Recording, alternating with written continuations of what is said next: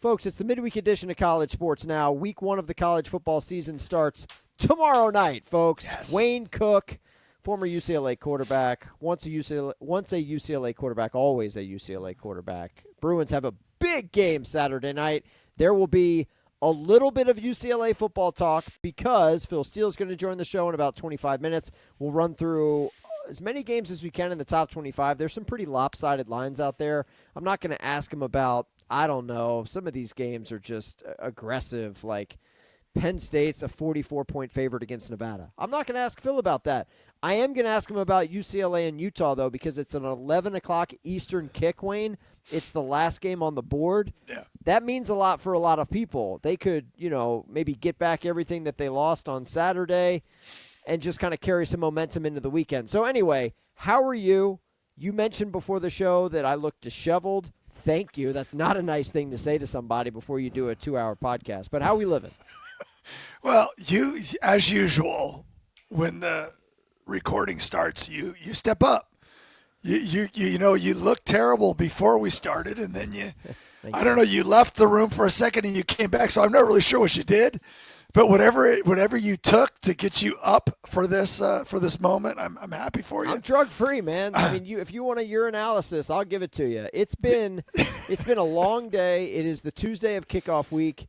Wayne, you know this, but like my job is not podcasting. Like there's actually a pretty sizable lift that has to happen with me and my crew this time of the year to get college sports broadcasts on the air and off the ground, and that's what we're in the middle of. It's fine. I mean, I'd much rather be doing this than selling coffins down at a funeral home, but there's a lot going on. You're a teacher. You've got to deal with brat kids. You've got to deal with annoying parents. You got to deal with Gavin Newsom out there telling you what you can and can't do. I mean, it's tough, buddy. It's tough. So I know you're excited for Saturday, man, because you get to talk ball. Oh, God. You and I are in the same boat because we work our butts off, and I have 45 minutes to get from work to Del Taco to make my coffee and to sit down. And so to see you kind of a little bit off and not sure if you were ready to go, it just kind of messed with me a little bit, but I'm feeling good now. So listen, last week, let's be honest, didn't live up to any of the hype. Even our wonderful game in Dublin was rainy. Kind of like I like both those coaches, so I don't really care, but I also am not really sure about either one of those teams, to be honest with you. But when you play good teams that play good defense, sometimes it makes you struggle a little bit, and we know those two teams are going to get better. But we'll talk about hopefully that a little bit later. But man, the slate this week, you nailed it. There are some games, some absolute heavyweight. There's enough of them spread out throughout the 3 days. Well, really, Thursday through Monday. 5 days of football. Yeah. 5 days in a row. There's enough of them spread out to where, and for me, because I have an 8 o'clock game on Saturday night, I get to see most of them still. So I'm extremely, extremely excited for the weekend. And I think probably as much as I can remember in the last several years, Stephen, I'm pretty excited about, like, when you looked at ESPN, they put out their FPI top 25 or whatever. Yeah. And you got to stop reading that stuff, man. No, I know that. But my point is when you see 3 teams at the top, right? When you see Alabama and Texas and was it Georgia? Were those the top 3? And then you think about the fact that they're all breaking in new quarterbacks.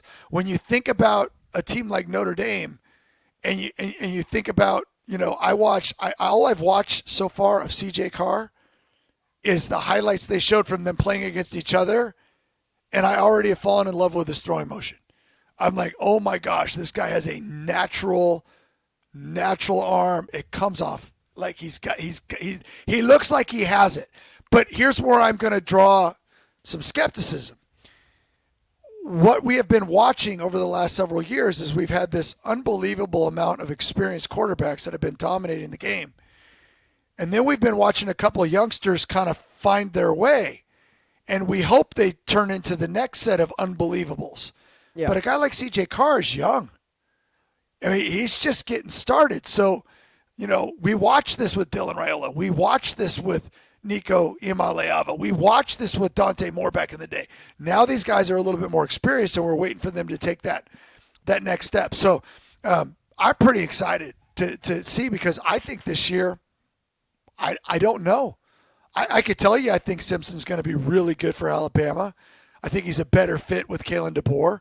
I could tell you that Arch Manning did it the right way by sitting in a program and learning the system to where, like, any of these quarterbacks that are playing for the first time that have been in the program for a while are way farther along than a freshman is. Mm-hmm. It's a big difference, even though they may have the same amount of playing experience in actual games. When you sit and watch and absorb a college system, remember, all these transfers are learning systems really quickly. You hear very smart people talk about how the systems are being dumbed down a bit just to accommodate so many transfer quarterbacks. So when I look at Simpson and I look at Arch Manning, I look at a couple of players, or if I look at Sayin, you're hoping these guys have been around and learned the system well enough that then when they jump into the game, they're going to be further along than we think. So it's interesting that you mentioned all these new fresh faces at quarterback. One of the things I wrote down on our Google Doc, which you may or may not have read before tonight's show, which is fine. I'm not, it's okay. I know you like to just go out here and wing it. You just like to call audibles at the line of scrimmage. If you want to see good quarterback play, tune in Saturday night when LSU and Clemson play. Those are two of the best collegiate signal callers in the game. But for me, whether it's Texas, Ohio State, two brand new quarterbacks, I know Arch has got 2 starts, but bear with me. Some of these other guys like C.J. Carr, Notre Dame, he has to go to Miami. Irish are a slight favorite. We'll talk about that one with Phil coming up here in like 20 minutes. My thing, Wayne, and maybe you have a higher standard at that position, style points do not matter for some of these guys on Saturday. Just win. Find a way to win. We'll worry about the style points as the season progresses, but if you're Julian Sayin, hey, man, if you can find a way to knock off Texas, like that is all you need. It doesn't matter how ugly it is, because you saw it in the Dublin game. Red zone turnovers, bad quarterback play, bad decision-making, bad clock management. I said this to Roddy earlier in the week. It was ugly. Bad field conditions, right? It was terrible. Track, yeah, it was terrible. Can we stop opening the damn season in Ireland? Anyway, my point is, for some of these young guys, the highly touted quarterbacks at highly touted programs, like Al Davis, just win, baby. Just find a way, and all will be forgiven. I agree with you, and I'm the last person to want to talk about style points. I think style points are ruining the quarterback position. Your boy Nico Saturday night. Look, yeah, I mean, you're a home underdog against Utah. Yep. You know what's coming. You know what Kyle Whittingham's bringing to the party. Yep. It's going to be a rock fight. Well, you could argue. Couldn't you argue that that's kind of what Nico was doing at Tennessee last year? He only had 5 turnovers. It wasn't always pretty throwing the ball. Sure. But if you keep, like, remember the Alabama game. If you stay in the game. Like his first half against Alabama, Nico's, was bad.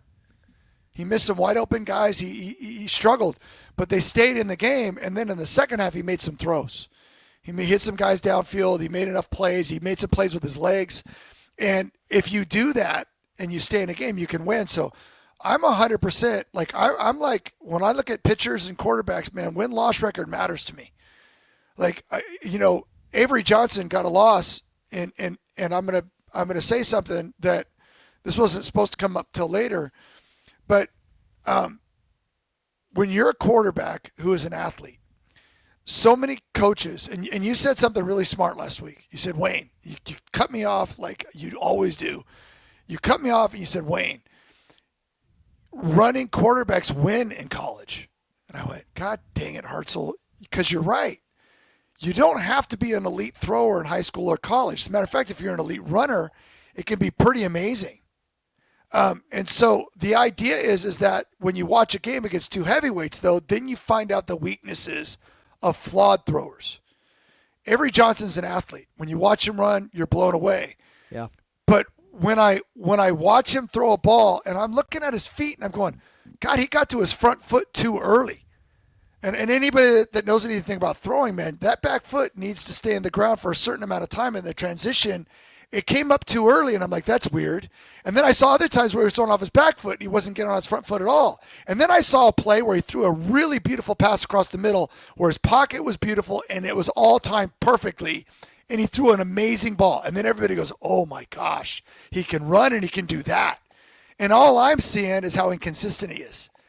And the problem, and then people say, well, he completed 70% of his passes. Everybody completes 70% of their passes in college football now. There's like 15 manufactured completions in almost every game now of the real quick hitters. And so for me, as I'm breaking down these quarterbacks, I always come back to the same thing. Like you mentioned it earlier, Nussmeier and Klubnik. These are guys that can move a little bit, Klubnik more, right, that are athletic, but man, their throwing motions and their experience and they just look like quarterbacks. And so I know not everybody's going to see this. I mean, I always make the analogy, and this is why people get mad at me.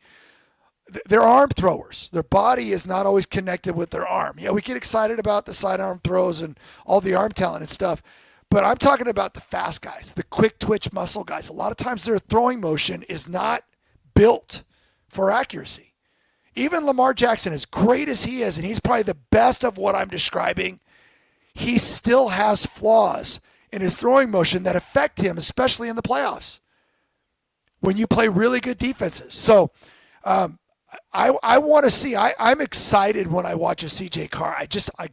I've seen this much of him, and I already went, ooh, I like the way he throws. Here's the thing about C.J. Carr, though. He's got Jeremiah Love in the backfield. Yeah, That's going to make you look a lot better as a true freshman quarterback when you can hand it off to that man 30 times a game. But remember, we've had professional quarterbacks that have won on teams where their job is not turn the ball over, to run the offense, get you into the right place, to be smart, but let the defense and other parts of it. You don't have to be the hero. You can win national championships like that if you are surrounded by talent. We know Notre Dame. Marcus Freeman's done an amazing job there. Yeah. He's made them better than what they were under Brian Kelly, which I didn't know would happen. Now you bring in a talented young quarterback. You saw it at Michigan even. You can win a lot of games. Iowa does it. You can win a lot of games if your quarterback just doesn't screw you up. But watch as the season progresses. If you run the football, your play action works, you've got good talent around you, and you've got a defense that gets you the ball a lot, a young quarterback can grow up pretty fast, right? But still, they're still young and they're still going to make mistakes. So those are all good points. But that's what makes Saturday or this weekend, because like you mentioned, it starts on Thursday, it runs all the way through Monday night. That's what makes this weekend so interesting because there's no preseason. There are teams, there are coaches like Brian Kelly at LSU, man. Like, you are 0 for season openers at LSU. Yeah. LSU has not won a season opener since Joe Burrow in 2019. Like, now you got to go to Clemson. Like, some of these teams that are looking at, hey, the difference between a 9-3 season and a 7-5 or a 6-6, it's some of these swing games that they have week one. So you got to go out and you got to execute, you got to perform early. Steven, hold on. Tough. No, it is tough, but this is where college football is so interesting to me. So many teams, you said it earlier, there's so many lopsided lines right now because most of the country is you had me, pick my 10 most, famous game, my favorite games. And for the most part, you have to go through a lot of pages of games. And you're picking one here, and they weren't even all top 25 for me. Like, I'm excited about the Cal-Oregon State game just because it gives me some nostalgia there. But those are also baby. Well, they're also two fairly evenly matched teams. Yeah. Bad teams. Yes. Mediocre probably, but maybe bad. Either way, there's too many lopsided games. Opening weekend we have some really good ones, but when LSU plays Clemson. Mm-hmm. And or any of these big games we're talking about, and LSU could very well lose, but they could have played two games that they were favored by 30 points too, and be 2-0, and the whole country's like, "Hey, look how good they are!" And all these teams that are playing big games, one of those teams has to lose. And it's like I said, like you brought up UCLA earlier. Utah's favored by 6. People are picking Utah to be a sneaky pick for winning the Big 12 and possibly being that team that sneaks into the playoffs because people love Winningham. They brought in a quarterback in Dampier that's an athlete that can run around and throw the ball. They also brought his offensive coordinator with them from New Mexico. Yeah, so there's a lot of positives. Yeah. There's a lot of positives going on. But if UCLA were to win that game, should it not catapult them to where people are going right away like, hey, problem is if you lose the game, people are going, oh, it's just going to be another season. Well, if Utah's that good, it's a lot trickier than that, right?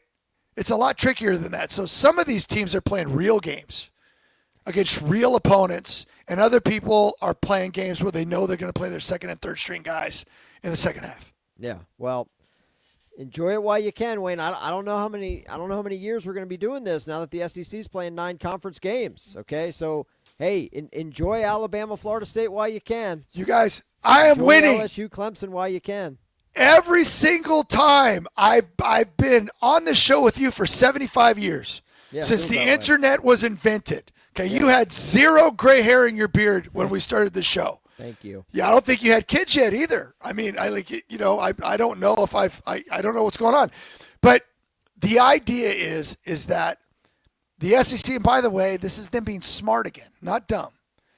They're going to make a ton of money off this because they have one more conference game. That means that maybe instead of missing out on playing a Georgia or a Texas or an Oklahoma, that's one more really important game on their schedule.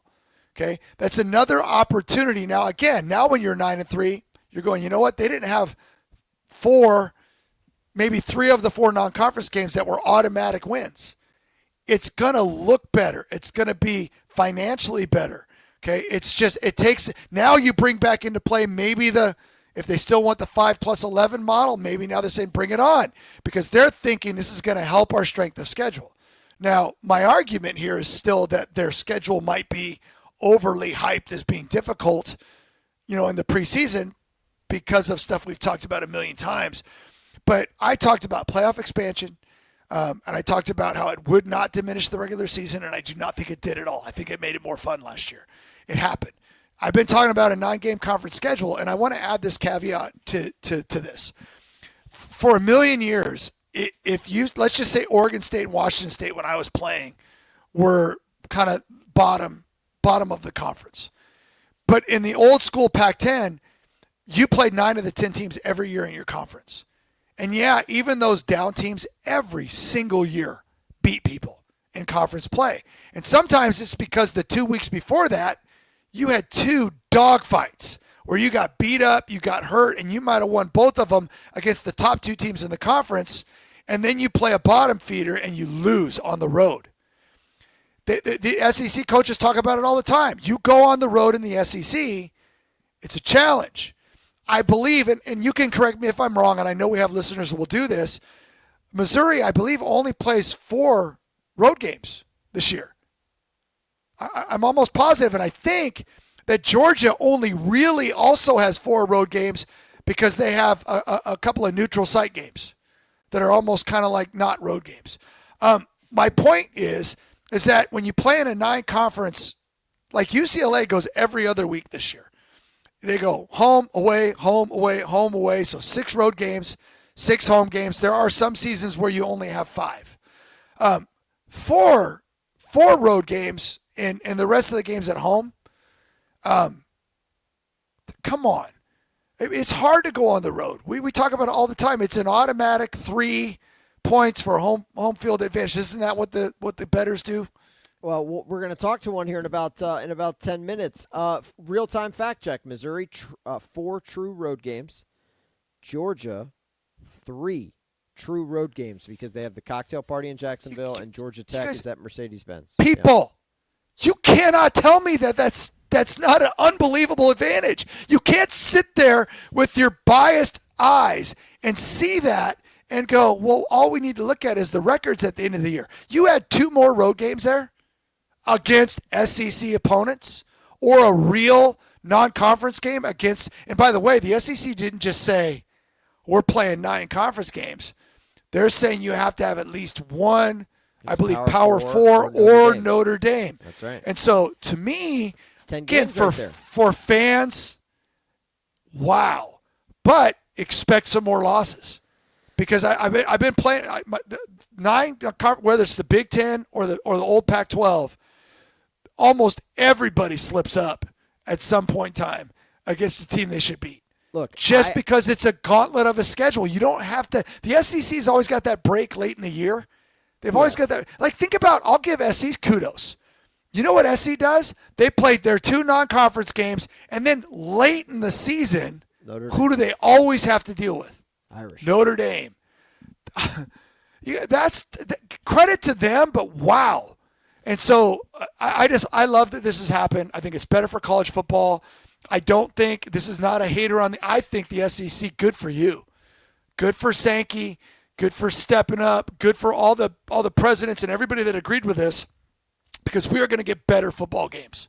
Yeah. I know that has nothing to do with this year, but it's exciting. And you've now got you will have 3 Power 4 leagues starting in 2026 that are playing 9 conference games. The ACC will be the only one that's stuck at 8, and they're going to figure it out. Has anybody thought about, could you, and I know you're smarter than I am on this stuff with the intellectual side of it, would it work if they rotated a team that only played 8 and then the rest played 9, or is that?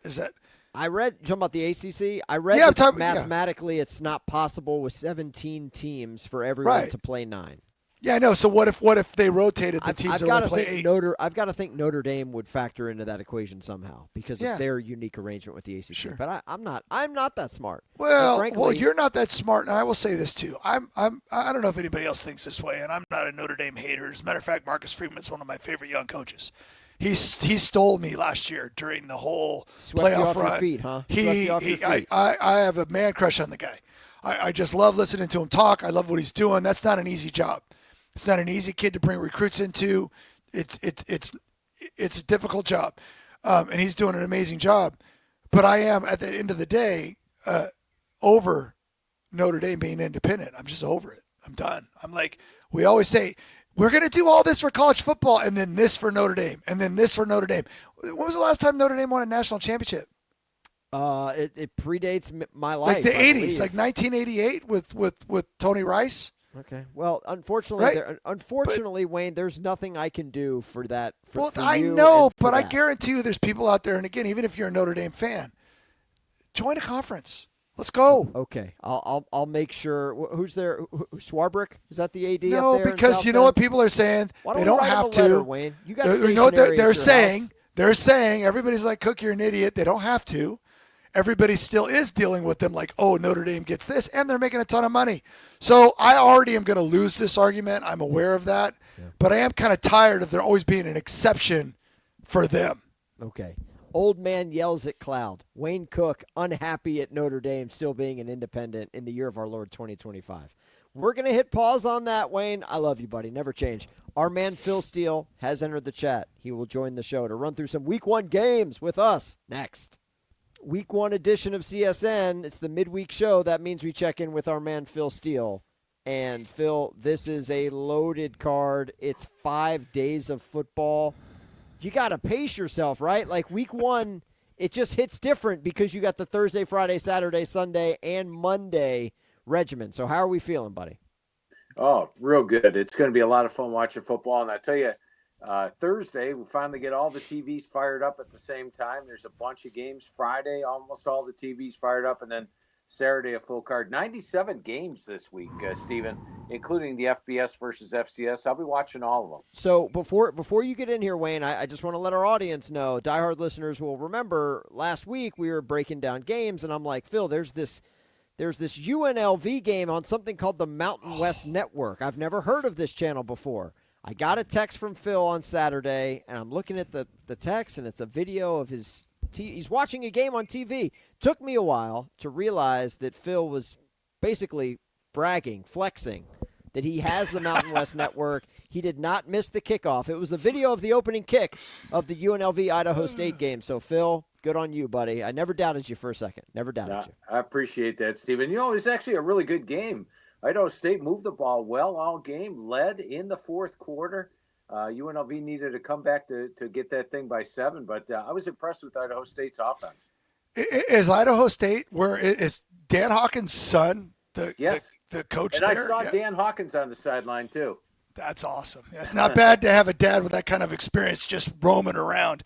All right, well let's look back. I want to ask you about the Dublin game because it was kind of ugly. I love what Chris Kleiman said at halftime. He was being interviewed and he said, "Well, I think it was Kleiman. He said, "Well, maybe we're struggling so much because these defenses are really good," which is the case sometimes. I'm just curious when you evaluate a game like that. It was ugly. It wasn't really fun to watch, to be honest with you, although I love football, so I enjoyed it and watched every second of it. But how do you evaluate that when the quarterbacks, everything was a little bit shaky because of the weather, maybe the field, first game on the road in Ireland? Like, when you evaluate these teams moving forward, how do you look at a game like that? Steven, this guy sounds like a quarterback, doesn't he? Always. He said. Yeah, always. I enjoyed that game, start to finish. It was to me enjoy. I love games being played in the rain. You had the turnovers. And Kansas State, of course, had the big turnover early where the ball bounced off the punt return, but it didn't cost them because Iowa State gave it right back with the turnover in the end zone. And it was a sloppy first half. Then the rain settled down the second half. We saw the offenses get going. And I had Iowa State, so I walked away from the game happy. But it was to me, it was a fun game. I love defense. I enjoy a 9-6 slobber knocker. Now Wayne being the quarterback, he wants to see 45, 42, that type of thing. How about you, Steven? What do you favor in those? My feelings on unders, Phil. I hate an under, so I'm okay with offense. But yeah, for me, the feel like we got to stop opening the season in Dublin. I know Aer Lingus is paying for it, but that people talk about the environment. You know where else that environment would have been great? Manhattan, Ames. Let's play this thing on. Like, we don't need to stop. Let's stop opening the season in another country, man. That's all I'm saying. That's just my rant for the day. So there you go. Well, we'll get into games. I'll just throw out one thing to you, Phil, real quick. One of the reasons why I'm so excited about this slate, yeah, we have some games with some real experienced quarterbacks. We already saw that in Dublin, but we also have a lot of games where we're going to see a lot of really new-looking teams where some of the star power is gone and they're off to the NFL, and now we're going to see the new stars. And there's so many teams ranked high that are bringing in new quarterbacks. So to me, being the quarterback, I'm extremely excited to see what that looks like. Yeah, I think out of the top 15 teams, Wayne, only 4 return to quarterback. Penn State with Drew Aller. You've got Illinois bringing back their quarterback, Luke Altmaier. You've got LSU with Nussmeier, and then Clemson with Cade Klubnik. Everybody else breaking in a new quarterback, and it's going to be fun to watch. And the thing is, if these teams can get in the playoff, by the time you reach the playoffs, you got 12 games under your belt. Yep. You're no longer a first-year starting quarterback. You pretty much have seen it. So I think we'll see elite play in the playoffs because those quarterbacks will no longer be inexperienced at that point. Well, listen, we were talking about C.J. Carr earlier, and I haven't seen him play very much, but I watched some of the film of him against Notre Dame, in their scrimmages and stuff, and I was blown away with the way his arm looks. I'm like, wow. So hopefully for Notre Dame, he does exactly what you've said, and as the year progresses with all that talent around him, that he can turn into an experienced quarterback by the end of the season. Yeah, there were thoughts they might go with Minchie, and you still might see Minchie a little bit in the game because he's a runner like Leonard was last year. So why not throw a change-up at the defense, make the defense coordinator prepare for 2 different offenses, and I think we'll see him used as a runner at times. Yeah, no, it's a great point. We will get to Notre Dame, Miami. That's one of the Sunday games involving a ranked team. Phil, we're not going to run through every game involving a ranked team because, let's face it, Western Illinois versus Illinois, the line's 45.5. We don't need to touch on that one. However, the first game on the board Thursday does involve a ranked team. Boise State at USF, 5:30 Eastern kick.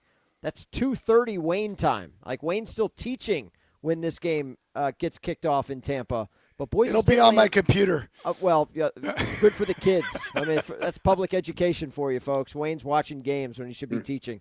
Boise State laying less than a touchdown, though, on the road at USF. What do we think here? Yeah, I actually had Boise favored by 3. I think it's a dangerous spot for them. Last year, South Florida disappointed, I would have to say. They were expected to contend for the American title.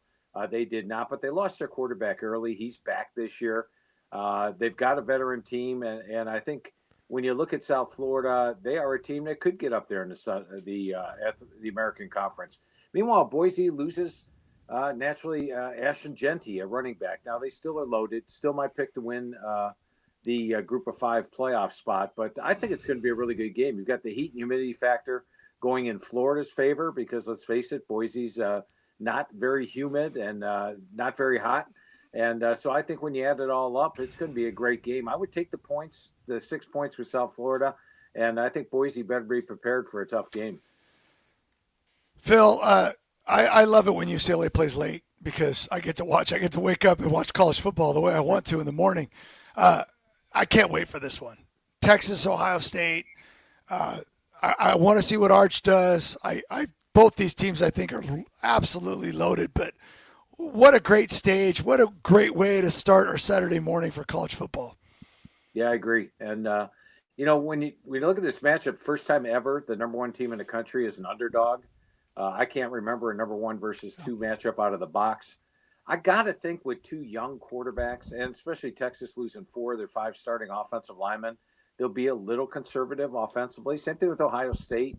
They lose their running backs from last year. They've got a first-year starting quarterback, and they're taking on what I feel is the best defense in the country in Texas, led by Anthony Hill, a linebacker. So I think it will be a lower-scoring game. I know Steven hates unders, but I would lean with the under in this one. But I also like Texas. I think Texas is probably the better team right now.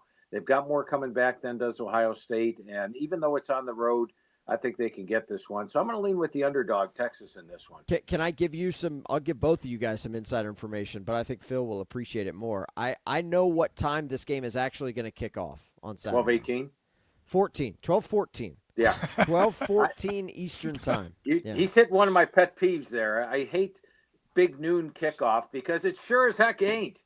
And I'm trying to get my TVs and get a picture of 12 games going on, and I got to wait till like 12:20. Some games are in the first quarter or second quarter, and the stupid big noon kickoff is still blah, blah, blah, blah, blah, and talking. And it's like, I want to see football, for crying out loud. You don't want to see a bunch of handsome quarterbacs talking about football? Phil wants the 0-1 kicks. He wants over there. I have to ask another question. This is such a huge game. Like you said, this doesn't happen. And it's almost a little bit unfair for the 1 and 2 team in the country to have to play each other the first week. It's just, it's tough, but don't get me wrong. I'm not complaining. Who are we going to see, Phil? Because you know this stuff better than anybody does. We know the stars, we know the returners, we know the big names. Who can we be looking for in this game? Because we know if anybody recruits extremely well, it's these two schools. Who are going to be some of those 5-star guys that maybe we don't know enough about yet that might pop in this game? Yeah, I think there's going to be a bunch of talent showing up here. I mean, Texas is loaded at running back. They've got 4 or 5 running backs. And the receiving core, while brand new, they've got some studs coming in. I think they're just as good in the receiving core. So I think we're going to – I mean, there are 26 draft picks that are gone in this game. 26 from the two teams combined. We'll definitely see some stars emerge. Yeah. Just got to wait around for it. 12-14 kick for Texas, Ohio State. So another noon game involving a ranked team, Tennessee-Syracuse in Atlanta. Vols are favored by 2 touchdowns. Both these teams, though, Phil, lost a lot from last year's squads. Yeah, they did. And, you look at Tennessee, all the talk is about losing Nico, but they also lost Sampson, a running back who was their all-time career rushing in a single season. They lose their top 3 receivers from last year. They lose 3 or 4 offensive linemen off last year's squad, lose a bunch off the defense. So Tennessee is not going to be as potent offensively this year. Joey Aguilar is a guy that struggled last year at App State. He didn't have the type of year he had in 23. Now he's learning his 3rd offense. But they do have the big defensive advantage here, and that might help them. They're also going to have the crowd edge naturally. Yeah. I think the Tennessee faithful will be there. Syracuse breaking in a new quarterback as well. They bring in the Notre Dame transfer at QB. Defensively, they don't match up with Tennessee. So I like the Volunteers to win this one by double digits. I know the spread's 14. I'd probably go Tennessee by about 17 in this one because of the big defensive edge and the crowd edge. Phil, or Steven, I'm going to skip a couple on the list here, buddy. I'm going to jump down to the Alabama at at Florida State. I'm real high on Alabama. I like Kalen DeBoer too much. I think they actually have a quarterback that might work better in his system this year. And Florida State, this is intriguing because, man, they need to bounce back, right? I mean, I'm not saying they have to win this game. They're underdogs, but they're going to have to show something this year, or a coach might be on the hot seat by midseason.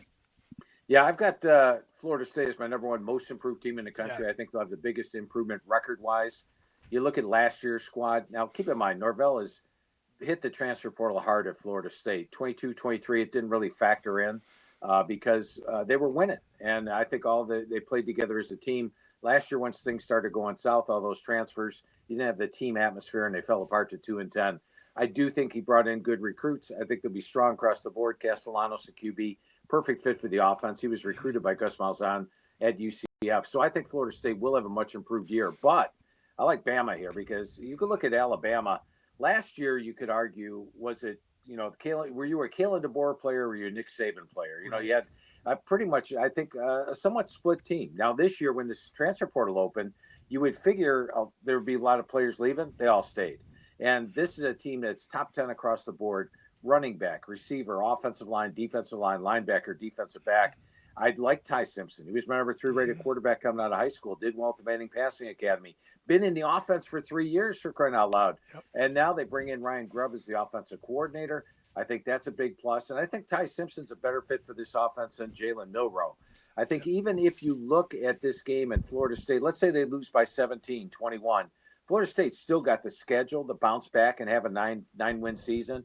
They just can't let it override them that, oh, my God, here we go again. And I don't think they will. They've got the schedule that they'll bounce back until they roll into Clemson with some wins. But I like Bama in this game to win it by more than the spread. Just a quick follow-up, because I love what you said about Simpson being in the system for a while. I feel like so many quarterbacks are impatient, and like Arch Manning's the same thing. Like, he's been there. And now when we see him play, even though they don't have many starts or much action, you're going to see quarterbacks that can step in are way more ready to play than, say, a freshman that's just got there, or even a transfer sometimes that hasn't had enough time. I know they have a different coordinator, but the idea is I don't even know if there's a question here. I just really like, and maybe there's a history of this, a quarterback that's been in the program for a couple years and how well they do once they get their chance. Yeah, and how about a quarterback like Dante Moore going from UCLA to Oregon, sitting for a year, learning the offense behind Dylan Gabriel, and now taking control with a better supporting cast than he had at UCLA. Yeah, well, for sure right now. But that's a great point, Phil, because when he came out that freshman year, he wasn't ready yet. Right. And he had the wisdom, and I'm going to give him a ton of credit for this, to go to a place where he knew he wasn't going to play. To wait and learn. That's, again, I think there's unbelievable lessons there. Yeah. I'm going to ask you about a game, Phil, that's got a gigantic number, and I want you to tell me if my line of thought here is off, okay? Okay. Georgia hosting Marshall. 3:30 kick between the hedges. Georgia's favored by 40 points. I read something, and you correct me if I'm wrong because you're the numbers guy. I read something that Marshall's got like 20-something returning lettermen, not starters, but like just players that were in the program last year because everybody left. I look at that number, and I look at the number of new faces that are going to be there. I feel like this thing could get out of hand, like significantly more than the 40-point spread. Am I crazy? Am I off? What do you think? Well, here's the thing, Stephen. We've been doing the show together for years now. That anytime Georgia is a big home favorite, I like the underdog almost every single time because Georgia's a great road team, but as a home favorite, they just don't cover. Even last year, they took on an FCS team. But in this case, I do like Georgia because, as you mentioned, there are more players on Southern Mississippi's roster that were in Marshall's national championship game than there are on Marshall, for crying out loud.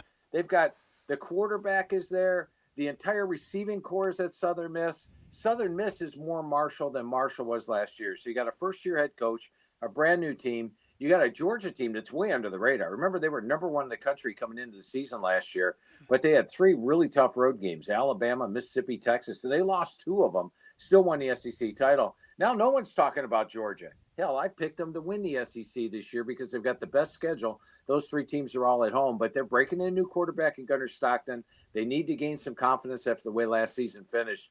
And for a rare time, Stephen, rare time, I like Georgia as a large home favorite in this one. Okay. All right. Good Thank you.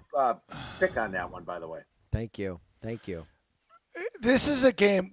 I know you love Matt Campbell, and they're coming off a big win, but now they go on the road. They're in another country across the Atlantic Ocean, and they come home and they play a South Dakota team. Is this an opportunity, like where I'm sure Matt Campbell's coaching his butt off this week to make sure this team's ready, but it almost feels like a game that could be a little bit of a letdown after a big win and all the travel. Yeah, not just letdown, but as you mentioned, the travel is huge. Yeah.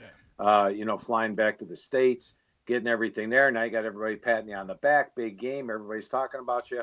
It is clearly a letdown spot for Iowa State. We've seen them struggle against FCS teams in the past. I believe last year when they played an FCS team, they were actually, the first downs were close. They had like three big plays that got them the double-digit win in that one, but it's actually closer than expected. So it is a clear flat spot for Iowa State. I would lean with the underdog in this one. Naturally, I like Iowa State to win the game. I picked Iowa State at the tied for the top in the Big 12 this year. I think they will get there, and Matt Campbell's doing a hell of a job, but it's a tough situation. And, when I talked to Brent Key at Georgia Tech, I talked to him about the whole Ireland thing. He said, Phil, it really affected us the second week back. That's when they went to Syracuse and got beat. So I mentioned that to both coaches, Coach Kleiman and Coach Campbell. I said, what about this second week thing? And they're like, you know what? We've heard the same thing. So they clearly were worried about this when I talked to them. They clearly have been preparing for it for months, this trip to Europe and how they're going to respond. So I think they're well prepared, but I have to go with the letdown aspect. Good pick there, Wayne. That's like Big Ten travel right there, Wayne. Iowa State, Dublin, going all the way back to Ames. That's like Big Ten travel for you guys. Let's go to the night slate, Phil. Maybe the one college football player that I'm most excited to see takes the field Saturday night in Bryce Underwood at Michigan. They're laying a big number against New Mexico. I'm less concerned about the spread in this one, but maybe just your overall takes on a Bryce Underwood guy who obviously very highly touted. Michigan stole him away from LSU. How high are your expectations for him, and what's the ceiling for Michigan's football season if he is the one who is promised? Yeah, everything that I hear says that he is one of the top quarterbacks to come out. Just a rare guy. He's 6'5", powerful arm, can hurt you with his legs, and his quick maturation is going to be the key because you look at Michigan's schedule. I'm not worried about New Mexico. They should be able to roll it up over New Mexico. They've got one of the best defenses in the country. They'll have a much improved offense. Last year they had practically nobody back. This year they're much more veteran, and Underwood gives them the passing ability. Last year, out of all the teams in the NCAA or FBS, I should say, they were the one team behind the three service academies for least amount of passing yards. They were fourth weakest behind those. Now they'll have the pass attack going, and I think their receiving core, probably the wide receiver core, is upgraded a bit. Really like the addition of the kid from Indiana who was going to be a star there. But now you take a look at they have to play Oklahoma on the road. They have to play Nebraska on the road. They have to play USC on the road, all in the first 6 games. And usually young quarterbacks, young offensive lines struggle in their first early road starts. And so I'm more concerned with what I see from Underwood against Oklahoma, against Nebraska, against USC. But this should be a nice confidence builder for him at home. Another top 10 first week, huge matchup, and I'm going to be honest. I think LSU at Clemson. This is the game where we've talked about quarterbacks a lot in the first several shows, but I just feel like if these quarterbacks live up to and just keep improving, these two teams could be competing for the national championship at the end of the year. I fully believe that both of them have a good shot at a playoff, man. But again, what a tough matchup first week. Yeah, great game. And, the matchup that probably favors LSU would be Nussmeier going against that Clemson secondary. I think when you look at Clemson's secondary, there are some question marks, maybe not as deep as the rest of the defense. However, in my mind, almost all the other matchups go with Clemson in this one. They're better at the line of scrimmage, both offensive line, which I rate number 2 in the country, LSU's lost 4 starters off their offensive line. Now LSU's offensive line is going against that Clemson defensive line. And Clemson last year underperformed on defense. They gave up 374 yards per game on defense. But they bring in Tom Allen. They've got number 1, number 2 draft picks across the board defensively. So I think Tom Allen will get the most out of them. They will get the pass rush. You're looking at guys up front that are going to be first, second round draft picks going against a young O-line in Death Valley. You've got Cade Klubnik thrown to my number 2 set of receivers in the country. I think they will have success against an LSU defense that's been middle of the road. They haven't been great the last couple of years, and I don't think they're great this year. So you have the defensive edge, you have the line of scrimmage edge, quarterbacks are even, big home edge. I actually like Clemson to win this one by a touchdown or more. I think they're going to show who Clemson is this year. I've got Clemson playing in the national title game this year. Who's Clemson playing in the national title game, Phil? Who do they have opposite Penn them? State. Okay. All right. Just double checking. I'm not going to push back on that, Phil. I mean, those are 2 good picks. Hey, Steven, you notice he went with 2 teams that are loaded, but they also have experienced quarterbacks. And offensive lines. Well, and we know when we talk about Utah later, I'm already getting anxious about that offensive line because offensive lines, man, when you're good, it just changes your whole team. I'm on the Joe Moore Award Committee, all right? I got to value offensive line play, and it is huge, I think, in football. Before Wayne asks you about his game, okay, the late night one on Saturday, let's quickly go to Sunday because there's a couple of ranked teams playing. South Carolina, Virginia Tech in Atlanta. This is a 3 o'clock kick on ESPN.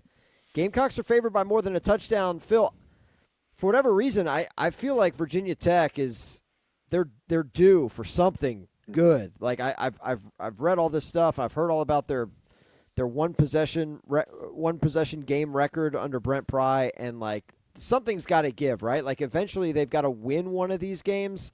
South Carolina's dangerous with Sellers. I just wonder about some of the weapons around him or lack thereof.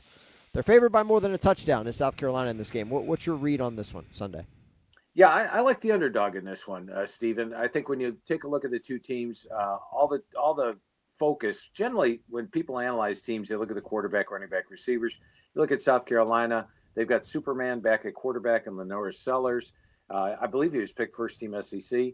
And so you expect them to be just as good as last year. What I look at with South Carolina, though, is their dominant part last year was actually the defensive front 7. They just flat out dominated games.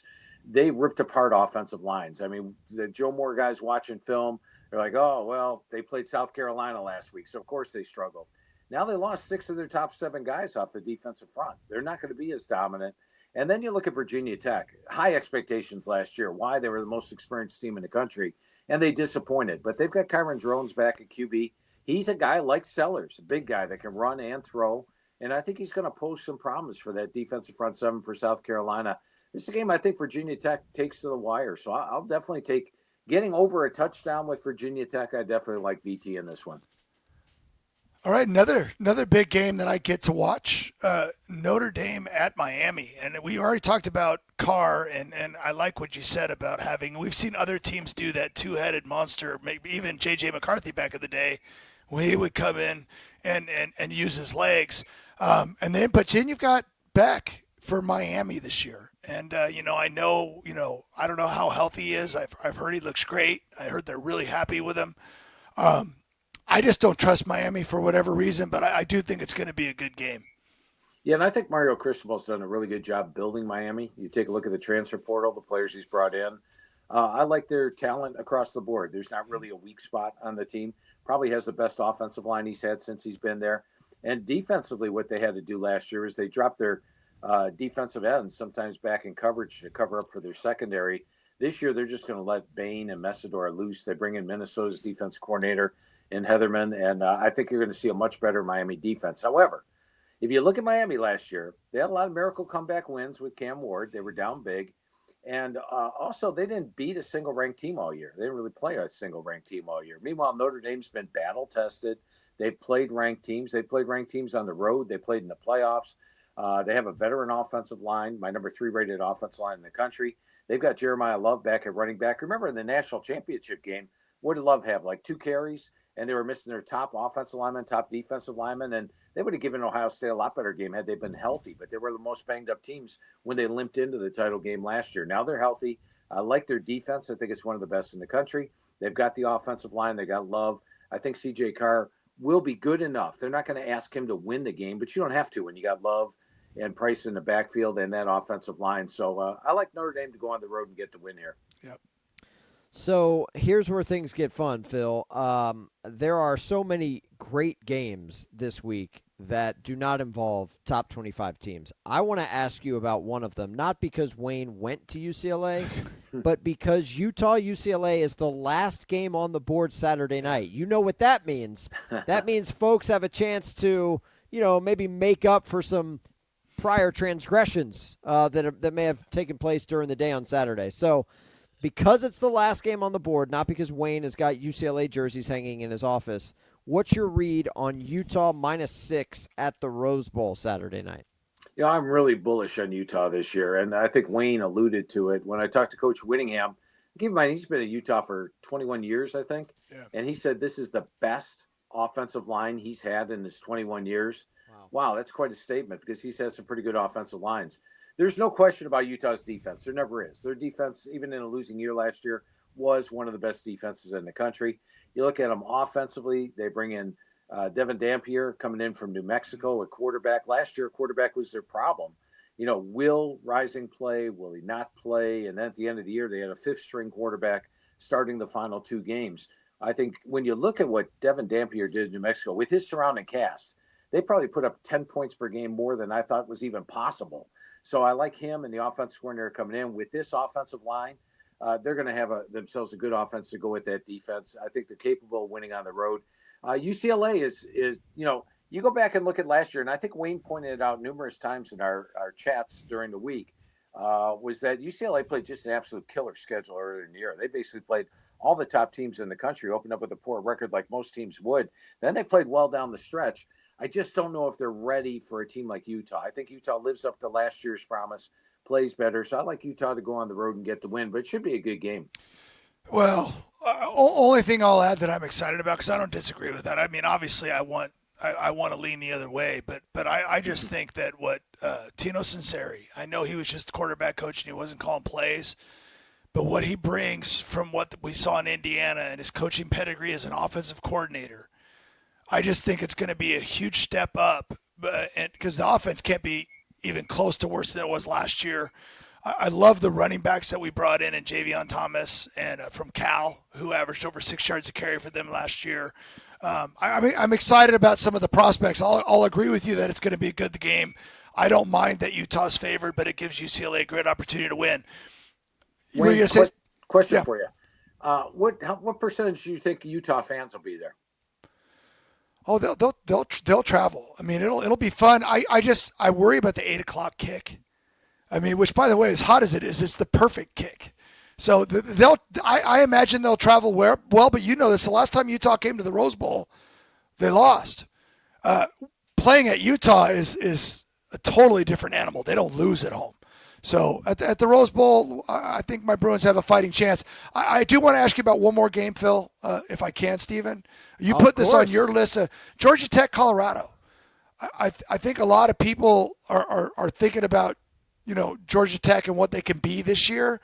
But how about a team like Colorado, who everybody had been talking about, but now Shador's gone, Travis Hunter's gone.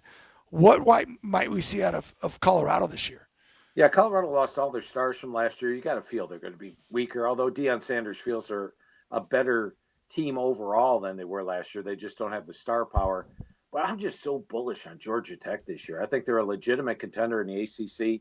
Haynes King and Haynes at running back, Jamal Haynes.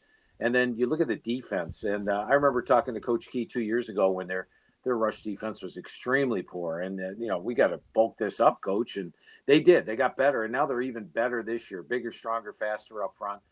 So I like their defense overall. It's the best he's had since he's been there. He's got one of the most dynamic quarterbacks in the game. And I think Georgia Tech's a legitimate contender in the ACC. So I think they'll be able to handle this road test.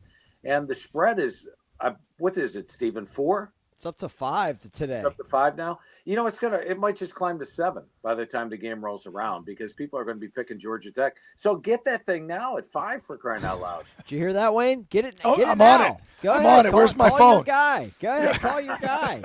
All right. So if we didn't talk about your game, here's the good news. Phil has his own podcast. Okay, the Phil Steele Show drops on Thursday. Him and Trip Hurd, David Kahn, they'll run through all the games. Okay, so if we didn't get to like Auburn Baylor or like Northwestern Tulane, there are a lot of really good games. Phil and the boys will run through all of those. Okay, so don't worry, that's coming on Thursday. But Phil, you know what I got to ask you before we let you go. Is there anything off the board? You got an FBS versus FCS game that you like? Because here's the thing about Week 1: these lines have been getting pounded all summer, right? So I mean, there's not a ton of value, or maybe there is in your eye. I don't know. Is there anything off the board that you like at any point during the Week 1 slate? What you got? 2 MAC games for you. Oh, how about that, Steven? You have my attention. You have my undivided attention. Talk 2 to me. underdogs. You've got Akron hosting Wyoming. Wyoming is a team that's so much better at home than they are on the road. They use the altitude to an advantage. They're 18-38 straight up on the road. They struggled. They were only favored twice last year. They lost both games outright. You look at the way Akron finished off the season last year. They won, I believe, 4 of their last 5 games, knocked off Toledo in the final game. They're using that as momentum. It's a long trip across the country for Wyoming. And Wyoming's a 7-point favorite. I think the two teams are close talent-wise. Akron's got a veteran quarterback. I think Akron could pull the upset at home in that one. And then Thursday nighter, Phil. That's a Thursday night game, yes? Yes, it is. Okay. And the other one I believe is Saturday. And it's it's Chris Creighton, Way Dog, Eastern Michigan. And I love Chris Creighton in that role. He always does great. Now, if you look at Eastern Michigan and Texas State, both teams lost a lot. But Creighton loses a lot every year. If you look at my experience chart, go back the last 6 years, inexperienced team, and yet he always gets them to a bowl.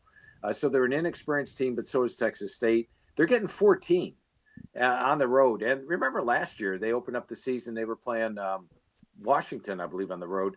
And they outplayed Washington in the first quarter, played a really good game against them the whole game, and got the cover. So anytime Chris Creighton's in a Way Dog, he's got like a 78% record in that role. I'm going to take Eastern Michigan. So Akron and Eastern Michigan, 2 dogs in the MAC this week. Listen, Steven. Phil, you already had my attention, but when you mentioned it was 2 MAC teams, I sat all the way up in my chair. I was locked in. I was ready to go. You got enough Diet Mountain Dews to get you through the week? You going to be okay? Yeah, I'm loaded up on Diet Mountain Dews for at least the rest of the entire month of September. Okay, good. Phil, you're the best. We'll keep track of these picks, and we will talk to you next week. I know you got a long week, a lot of football games to watch, but there's no one better equipped for it than you. Thank you so much for being a part of our show. Hey, a lot of fun talking to you guys. Have a great week. Enjoy, Phil. We absolutely will. That is the man, Phil Steele, right there. There's still time, folks. There is still time. Get you the magazine. All right, you got the Phil Steele College Football Preview magazine. It is absolutely gettable, and you still have a chance to basically have this companion for the entire season. And I've got mine. It's not as worn out as it usually is, but check back on this thing in a couple months. And it's going to be beaten up. It's going to be battered and bruised. So there you go. Wayne, I have a question for you. It's non-football related. Sure. You were teaching today Yep. when the news broke that Taylor Swift and Travis Kelce got engaged. Really? I did not know that. You didn't know that? That happened like 6 hours ago. I should let you know I did not know that. Listen, I come straight home from work. I'm not looking at my phone at work. I thought the kids would have been going crazy about this in school. You're saying we have not the we have a case. no phone policy. Come on. They got watches, Wayne. Hey, these kids in Temecula, they're doing what they're supposed to be doing. Are they? They're following the rules? And to be honest with you, I don't think 8th graders really care that much about Taylor Swift. Okay. I mean, I think don't know, man. Taylor Swift's audience, I think, has matured. Like, I got to be honest with you. I am married to a Swiftie. I don't know if you are. Same. My wife has been to more than one. She dresses up. She wears her and her friends have been really close to the stage before. No, she loves it. And she'll turn on Taylor Swift every time I'm not looking in the car when we're driving. And I have to, not that I don't like, I actually personally like Taylor Swift more when she was singing country music. I know that makes me whatever, but it's all good. Okay, I was just I don't checking. care. I don't care. I'm happy for him. All right. I don't hate or like or she seems fine to me. Travis Kelce's a heck of a football player. I don't like it when they show someone. I don't like it when they show dads in the crowd 400 times. I don't like it when they show girlfriends in the crowd 400 times. And to be quite honest with you, sometimes it's funny when the cameramen become complete perverts and just decide they like certain girls in the audience and they focus on them all the time. Maybe that's not that bad, but like I kind of like it when we get to watch. I don't like it when they show the other quarterback. Like when you're watching a Cleveland Browns preseason game and when Shador's playing, I'm gonna stop you right there, Wayne. they show Dylan Gabriel, and when there's Dylan Gabriel's playing, all they're doing is showing Shador Sanders like they're looking for some sort of a reaction, and it's just silly to me. You know what kind of sicko you have to be watching Cleveland Browns NFL preseason games, Wayne? Come on, dude. You know how much I love watching a 6'1", maybe 5'11", quarterback with great feet in the pocket who moves around, who throws a nice tight spiral. I'm a huge Dylan Gabriel fan. And then if you are paying attention to Shador Sanders, who, by the way, they traded Kenny Pickett, so they're both going to be on that roster. Shador Sanders has got to break the habit of going backwards. He's got to move up in the pocket. He's got a horrible habit of taking huge sacks, and you'd think someone could coach that out of him. But it hadn't happened yet. And by the way, I'm so glad he went to an organization in Cleveland that's known for quarterback play, solid coaching. Yeah, and quarterback play. I mean, well, they've got it. Their head coach has been successful. It's Cleveland, man. You know how this is going to end. I know. You just know. Why are we talking about the NFL? Thank you. Let's get back to college football. I gave you homework, Wayne. I said I want your top 10 games of week 1. Now, listen, I came up with my list. I know.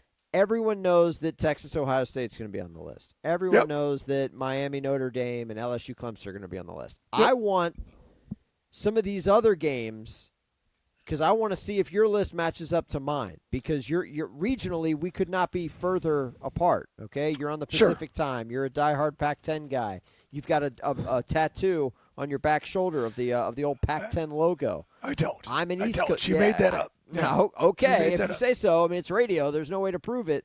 I'm an East Coast guy, so I've got don't take. By the way, just so the audience knows, you can also view this on YouTube, correct? Yes, we are on YouTube if you want to search College Sports Now. The views are coming, man. Apparently, so this is like I work in an office, and I mean you do. You're in front of a computer during the day. Yeah. Apparently, there's a lot of people out there who just watch, and I'm using air quotes here, they watch podcasts while they're at work. It's like a companion thing. Sure. That's not me, but I want to try to make sure that we're in as many places as possible. Anyway, I digress. Yes, there is video of this. Wayne is wearing a shirt, and it's going to stay on. We're not going to see the Pac-10 tattoo, tattoo on his back shoulder. So give me the list. Like I gave you homework. So you have a really good list, and it's funny because I didn't do it the way I should have done it because my brain doesn't work that way. So we'll adjust this as we go. But I just went through the games in order and put these are my top 10 games. That's fine. I started with Boise State and South Florida, but I took it off my list. I am looking forward to that game. I am going to watch it, but it did not make my top 10. So we'll go, and this is one that we did not talk about. I want to watch Nebraska-Cincinnati. Yes. Nebraska is a team that I do believe that Dylan Raiola has talent. I say this before. I watched someone posted something about people forget that in 2013 Peyton Manning threw for over 5,000 yards and like 55 touchdowns, like one of the greatest seasons like ever. And then I saw, for whatever reason, it popped up on something else, him doing a play-action 7-step drop, throwing a deep ball that was just absolutely perfect. And I went, man, does that guy have, for as slow as Peyton was, he has great feet. I saw highlights of Troy Aikman the other day on the Cowboy thing that's on Netflix, and I'm sitting there and I'm watching his feet, and I'm like, God, he has great feet. And then I watch these modern-day quarterbacks just kind of float around. Sometimes they stand flat-footed. Sometimes they just drift into their drops, and then they don't step into it, and they throw it side. And everybody goes, "Oh my God, they're so talented." They're not. They're not doing things right. Now they may be so talented, but you can still, if you don't have your legs under you, as anybody who throws anything, how often do you think professional pitchers work on their fundamentals of throwing? You're an Atlanta Braves fan. That pitching staff led by Greg Maddux, those guys were incredible. You don't think they didn't worry about their legs and their feet and everything they did? They were perfectionists. So when I watch lazy quarterback play, I don't care how talented you are, it will always bother me. Dylan Raiola, when you can take the next step of you're lazy in your drops, be more active. If you have to throw it sidearm, go ahead. But if you don't, throw it the correct way. I think you have the ability, and I'm going to put Dante Moore in his same category because they're very Patrick Mahomesy. Their legs aren't really that long. They're not the fastest guys in the world, but they're athletic and they can move around. And they all have that. They can throw. They're shortstops. They can throw from every single angle. If those two guys right there can kind of tighten up their fundamentals, I'm expecting really, really big things. And then, has there been a program that has fallen off as much as Cincinnati over the last few years? I mean, actually, it's kind of funny because Luke Fickell, like when he left, they fell apart. And then he kind of, Wisconsin is the other one that I would say is kind of fallen off the map too. Yeah. As a team that was a perennial 10-win team, and now they're not. So it's under a touchdown, the spread. By the way, our man, Roddy Jones, he's calling that game on ESPN. Oh, well, Roddy's he's calling everything. He's on countdown. He's on countdown. He did a great job. That game is in Kansas City. It's at Arrowhead Stadium. I don't know what Arrowhead holds. Let's just say 70,000 people. Yeah. Wayne, how many Nebraska fans are going to be there? 50? Oh, listen, I've played against 50, Nebraska twice. Yeah. No, they're coming. Yeah. The Nebraska fans, you know this, like this game, that state, you're going. It's going to be, well, they're both kind of red teams, so it doesn't matter, but it's trust me, Nebraska fans are as good as any fans in the country. No matter how many bad years they have, they will show up. Matt Rule, year 3. I'm excited to see it. He's normally successful, I agree. You know that he was at UCLA at one point in time? That's a good pick by you. That's a good pick by you with Nebraska Cincy on Thursday night. What else? I promise I won't spend that much time on every game, but I'm intrigued by the Auburn Baylor game. I know you brought that one up. We didn't ask Phil about it. As you should be. That's because listen, Auburn and Coach Freeze, they've got it figured out, right? There's coaches. We talked about Mike Norvell. You could talk about Lincoln Riley out at USC. I mean, these are some schools that no matter what these coaches say, they're probably feeling a little bit. And I know that, you've got to win. And this is a game, in my opinion, that I think Auburn needs to win.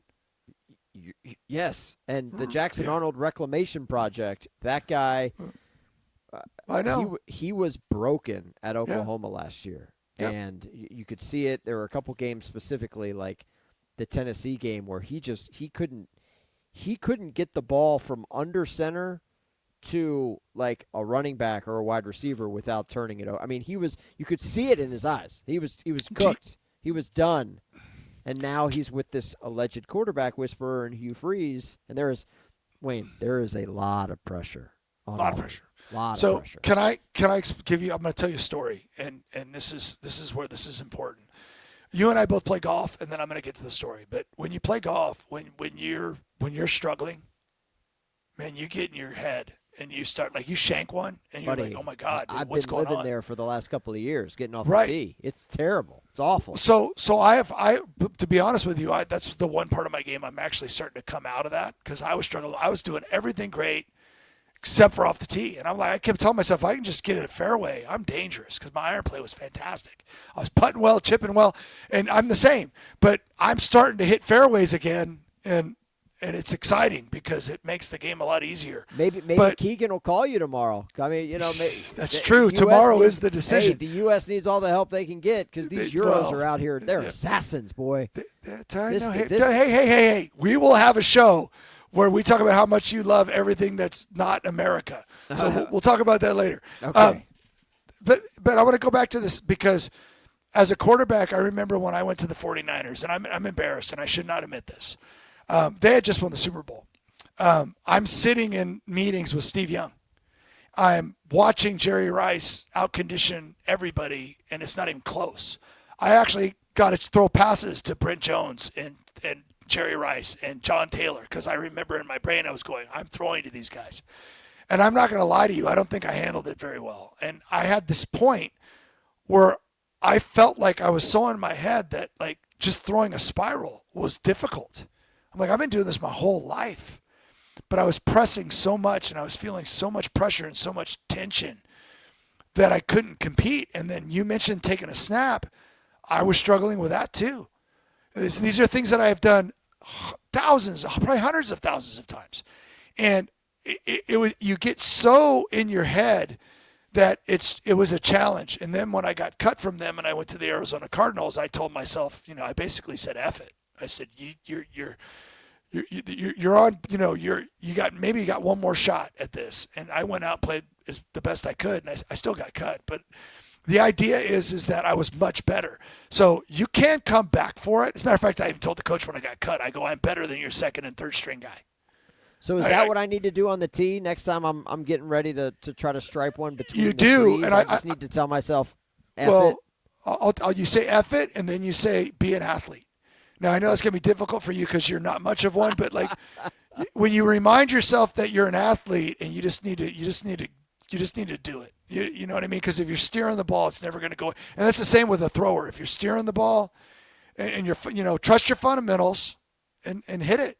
So anyway. That was a total sidebar. I already mentioned. I think it's great because if Auburn goes to Waco and wins on the road, they're like a field goal favorite. You start looking at that schedule and you start looking at the talent around, running back, wide receiver, right, offensive line, defensive. Like Auburn's got a good team. They've got pieces. You start convincing yourself like, all right, because it's year 3 of Hugh Freeze and they've been a 500 football team. Right. You start convincing yourself like, okay, this is our year. But right. You start 0-1, and now everything that you brought on yourself in the summer, it starts to build and build, and that never ends well on the Plains. Never. All right, good pick. What else you got? We already talked about this one, Georgia Tech, Colorado. I'm intrigued by this game. I'm curious how much longer Deion's going to hang around. Is this the obligatory? I'm going to do one more year because he has had some health issues too. Did the guy get offered the Cowboys job, Wayne? No. Well, first of all, would you want that job? I'm just saying, if you're going to leave, I know being the head coach of the Dallas Cowboys Again, is a pretty sweet place. This is not a knock on. I'm more intrigued by Georgia Tech because this is a team that for the last couple of years people think has a shot of being much better than they've been. Colorado, on the other hand. I love where they play. I love that stadium. I think that's a school that can be good. But I don't know. That line's not very big. It'll be interesting. I'm just intrigued by that game because I don't know. I'm from Atlanta, right? I think Colorado announced their quarterback. I forget what the guy's name is. Salter. It's the Liberty transfer. Yeah. So, I'm an Atlanta guy. I got my Atlanta Hawks T-shirt on for those of you watching on YouTube. All of my buddies are going to Boulder for this game. Yeah. Because it's Boulder. Like, why would you not awesome. want to go this to time Boulder? of year? Are you kidding me? Yeah, it's an incredible gorgeous. trip. It's They're gorgeous. all Tech fans. They think Tech's going to not just win, but roll in this game. It's a tough place to play when that place is. And by the way, those fans, they'll show up there. Here's the thing. It'll be full. It will be full at kickoff until they realize. Well, then they're going down to party. Yeah. Shadur's not playing. Travis Hunter's not playing. Let's go back to the dorm and smoke some weed. Stop. Listen, that is a fickle fan base. I'm not saying that they're not going to be there. I'm just saying it's Boulder, Colorado. Okay, it's a slightly different fan base than our friends in Lincoln, Nebraska. All right, that's all I'm going to say. So. Well, enjoy it while it lasted, Colorado. Right, let's go to the big one, Texas, Ohio State. Obviously, I'm going to pick that one. I'm actually kind of giddy about waking up in the morning, and I'll wake up because I know me. I'll wake up at like 4:30, 5 o'clock, and I'll already be thinking about it, even though I'll still have to wait another 3 or 4 hours to watch the game. What time's that burrito shop open up for you? How long Siggy's you gotta wait for that thing? down the street. My breakfast burrito, it'll be open. Oh, yeah, it'll be open. I'll have plenty of time. That's a game day, though. I'm working that day, so I might not eat that big heavy burrito. You don't want that big No. burrito. Oh, I don't want to make a run to the tunnel of the Rose Bowl in the third quarter. I've heard they've upgraded their facilities, but as a sideline guy, I don't think you get to reap those benefits. You know what? I'm lucky. The Rose Bowl's amazing, and I get to be on the floor, but I get to go to so many cool places. That game, though, I want everybody to think about this. If Texas and Ohio State's favored, as Phil pointed out, but Texas has put so much. I have literally had Texas fans out here in Southern California let me know that they thought that last year's quarterback, Quinn Ewers, was complete garbage. And I told him, I said, you do realize you've won more games with him as a quarterback these last 2 years than you have in the previous 20. You have to go back to like the 2000s with Vince Young. I mean, they won 12 and 13 games. He's garbage. Arch, way better. Might be. He might be. But if they lose this game, even though it's to Ohio State, and what if Arch struggles a bit on the road? Because remember, his 2 starts, let's just put it this way, his 2 starts, I want to say one of them was Mississippi State, and the other was like a Georgia State or something like that. They weren't exactly juggernauts. UTSA and ULM, I believe. I wasn't even close. Okay, my point is that I knew they weren't big-time schools. He has played, though. Yeah. And I like him. This is not an insult, but that is a tough environment. So it'll be interesting to see how they handle that if he goes out and goes 14 for 30 with a pick and they lose. I heard a wonderful broadcaster the other day. That I almost threw something at the TV. They said, "Oh, Arch, he's not like Eli and Peyton. He can run." And I went, "What are you trying to say?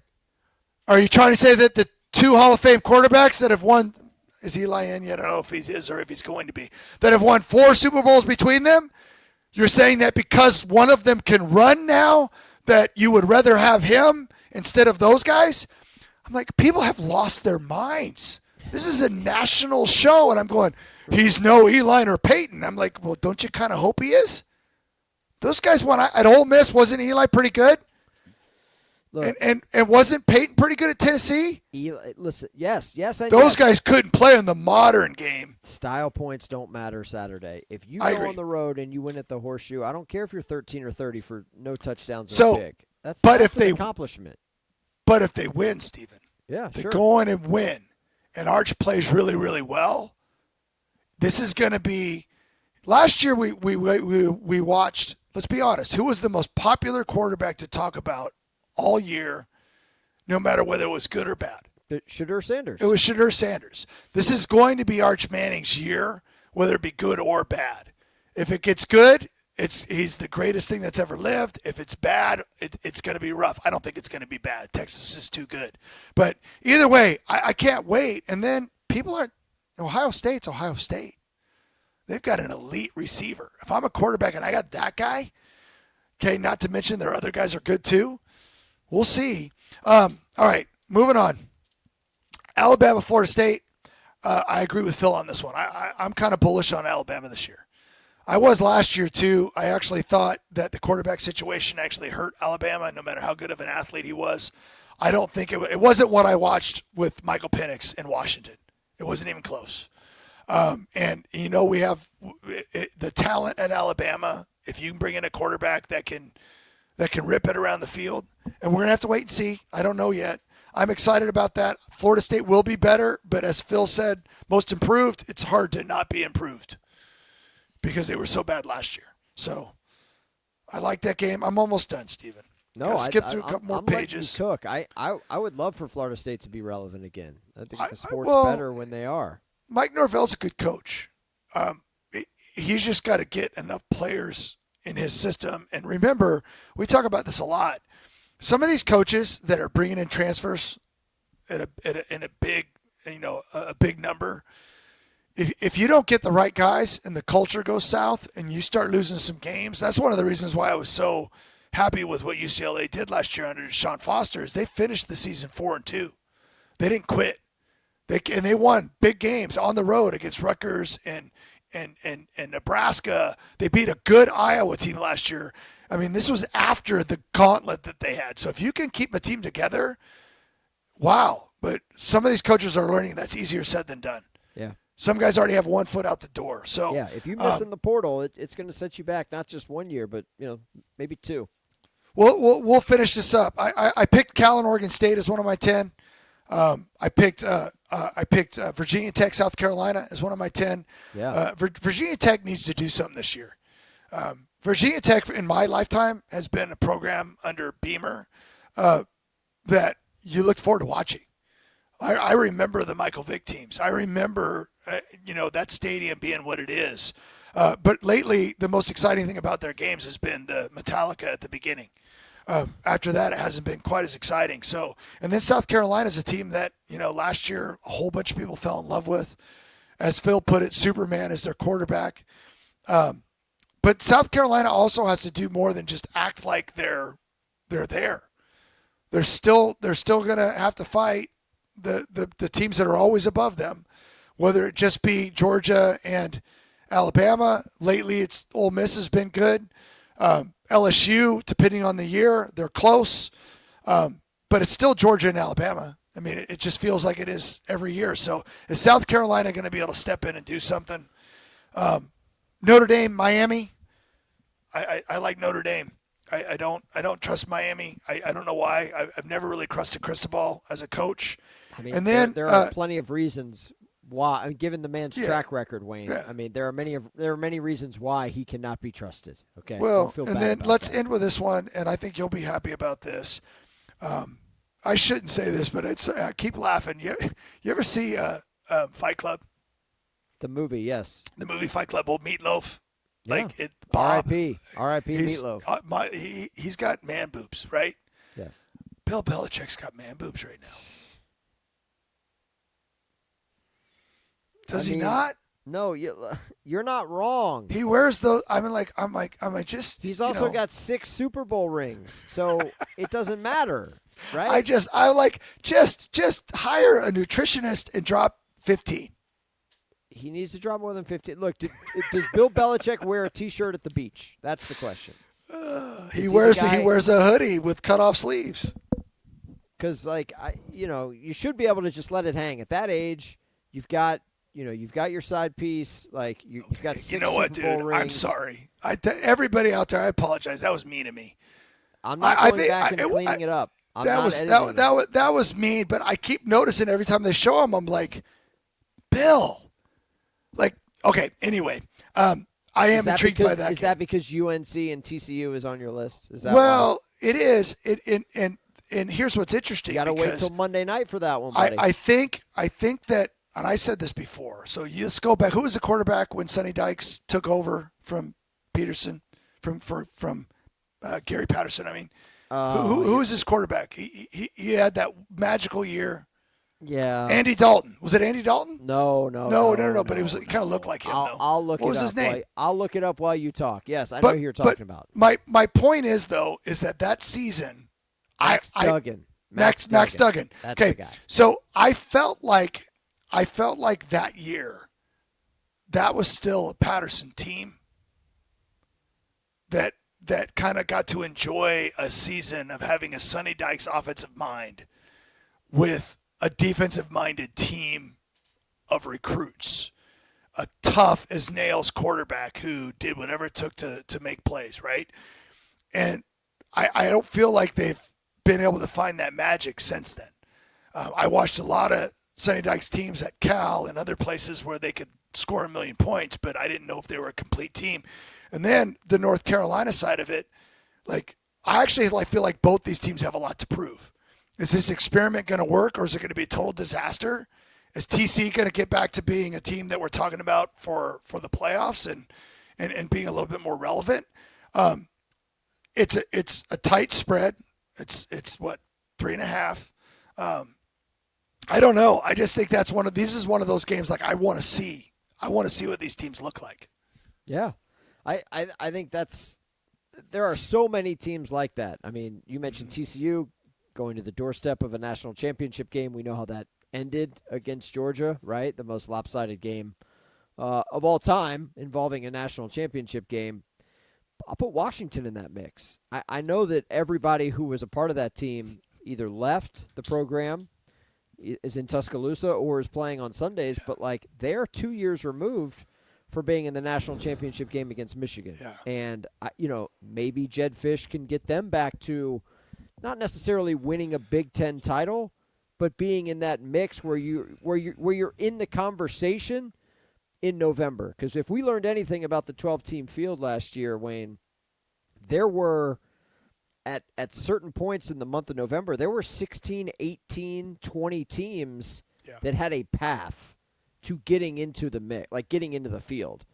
And so, like, if you're a team like you mentioned Georgia Tech, and Phil's very high on Georgia Tech this year. He thinks they're a contender in the ACC. Okay, well, sure, first things first, win at Colorado, but if you can be sitting there with 8-9 wins in November and you at least have a shot, like, yes, your biggest rivals are Georgia and you got to play them every year, and Washington's always going to have Oregon at the end of the year. Like, that's a huge game for both of those programs, but I don't know, man. This is the time of the year you can talk yourself into just about anything. I mean, you're going to lay your head down on that pillow tonight, Wayne, and you're going to be dreaming about Nico going off for about 400 passing yards, 6 touchdowns, dual threat, and here comes UCLA, right? Like, that's what you're going to be dreaming about tonight. I know you. What's amazing is, first of all, we'll talk about Washington. I really believe Jed Fish is a hell of a coach. Like, the 1 year I got to be around him at UCLA, he had it all. Like, his story's great about, where he's come from and how he got to where he is. But like, he's got that charisma, that personality, but he's really smart when it comes to how he calls a game and his offense. He did an amazing job at Arizona. I mean, Arizona was a really good football team his last year. And then I think when he left to go to Washington, I think he might have thought he was going to bring Fafita and T-Mac with him, and he didn't. Right. Which might have changed things. So, but Williams, who's a smaller athletic quarterback, he's pretty talented. Damond Williams. He's pretty good. Yeah. And so, like, I'm bullish on Washington too. I think the Pac-12 schools, I have to see USC first. For whatever reason, I just feel like Lincoln Riley, I don't know what's going on there. I feel like it feels like they're going to be similar to what they've been, but they might be better. I know they're recruiting their butts off right now, so if they can do that, that's a good way to turn things around. But they better win enough this year to see what this recruiting class can do down the road, or else it might be a new staff. So that's a big deal. But I think Washington, I think Jed Fish is earlier in his tenure, so he's going to have a chance. But I think they're going to be better. I think Oregon might take a baby step back. Replacing Dylan Gabriel at quarterback is not as easy as it looks. Well, we had a Big Ten preview with Roddy earlier this week. We had Ben Hartzell, former Buckeye. He does a great job with SiriusXM. He brought up a good point about Oregon with Dan Lanning. First time that Lanning's having to do this without a veteran, like 5th, 6th year starting quarterback. Because remember, he had Bo Nix, he had Dylan Gabriel. Now he's got Dante Moore, who's got all the talent in the world, but he's only played a season. Right. So you got to develop this guy. You got to bring him along. That has not been the case with prior quarterbacks under Coach Lanning and Eugene, which I thought was an interesting point because he's right. Well, it's a great point. It's been a huge theme in this show all year is that we have a lot of teams doing that. That we know how they recruit, we know how much talent they have, but I think we forget that. I even wrote it down in my notes. The last 5 national championship quarterbacks, the youngest one was 20. Most of them were 23, 24. I think there's even one in there that was older than that. I have it written down somewhere. But, like, we've had a ton of quarterbacks, even the ones that didn't win the national championships, just the ones that were playing in. Notre Dame had way more experience last year, right? Oregon had way more experience last year. Ohio State. People forget, like, all you Kansas State fans, you think you won when Will Howard moved on. I don't think you did, right? The idea that, like, all of these teams that are competing and making it to the playoffs or succeeding at a high level, so many of them have had older quarterbacks. And so now this year we're going to find out. And when I say older, I don't just mean older. I've already pointed out that I think that a player like Dante Moore has a chance because he was smart enough to go to a place where he could sit and learn. We see it in the NFL all the time. Freshmen, rookie quarterbacks are thrown in, because they're spending all this money on them, and we completely ruin them because they play on crappy teams because they were drafted high by a bad team, and we beat the snot out of them. And then we wonder why they don't develop into good quarterbacks. And then you see some of the examples of the players that got to sit and watch and learn. And then when they got their opportunity to play, they were ready. I mean, like even myself, when I played my first full season, we won a championship. But I was a fourth-year junior. So, you know what I mean? I had started as a sophomore, but I got hurt in the first game. So I had a ton of practice time. People forget about this too. When I was one of these trophies behind me, and I know that most of you aren't watching this, is for Scout Team Player of the Year. Let's go, baby. I went up against four NFL players every single day in practice in the secondary. Eric Turner, God rest his soul, was an amazing player for the Browns. He was an All-Pro. Matt Darby played for the Buffalo Bills on some of their almost Super Bowl wins. Carlton Gray was a great NFL player. Deion Lambert, all these guys played in the NFL, and I had to go get some. Roman Pfeiffer was a Patriots super stud. He was a pass rush guy. Like when you play against those guys in practice every day, when you get in a real game, you're playing against elite NFL type talent. It doesn't seem that hard. And so some of these guys that have to suffer and their ego and their pride has to be hurt because they don't get to start as a freshman, man, that practice time is unbelievably valuable. Yeah. Well, some of them decide to take their talents elsewhere. And they just leave. They got to secure the bag, baby. That's the life we live in. So here's the deal. Just for listeners, you made it this far. You're 90 minutes into the show. You might as well stick around another couple minutes. The Phil Steele Show on Thursday.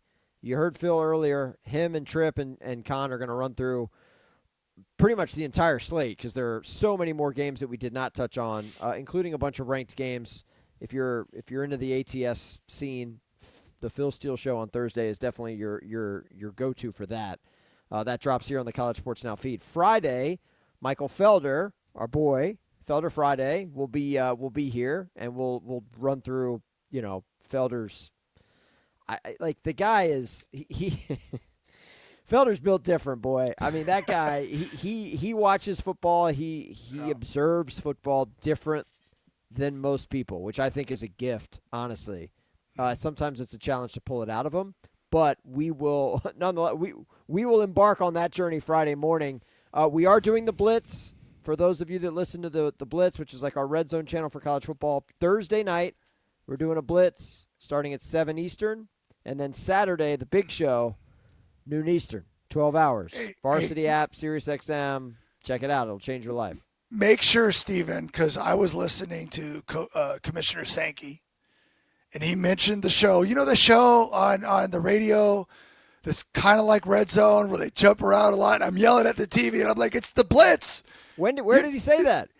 I swear he said it, and I was like, he says, I love it. Recently? He goes, because it jumps. He goes, I swear he said it. They jump around in different Can you games. find that clip for me, Wayne? That would actually do something for me. You work financially.